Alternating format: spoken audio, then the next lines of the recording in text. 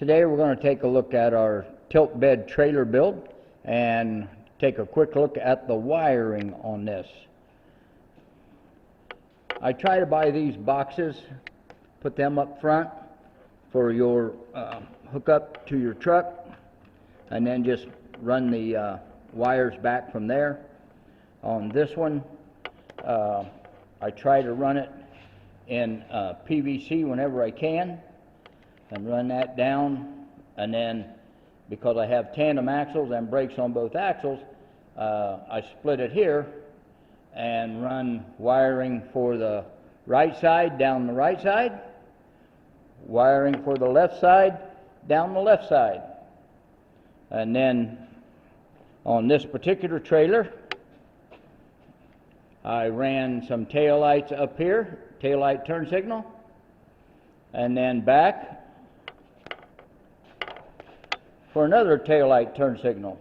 The reason for that is if you're in a lot of traffic and you need to change lanes, somebody directly behind you, they'll be blocking these lights, so hopefully someone will see the other lights. And run it back here and run a 3 light in the back for your middle, and then we're doing the same thing on the other side. And I try to run the conduit up as far as I can, and I use some of the flex wire covering in some places, and this will be a brake light and a tail light. And then the red wires are coming back, and those are powering my brakes, and I run those on both sides. And then I come back with my lights, tail lights, brake lights in the conduit. I run it to there and then split it off to left and right behind the hinge, so as this thing goes up and down, it's not going to tear up my wiring. And it lifts up and down really easy.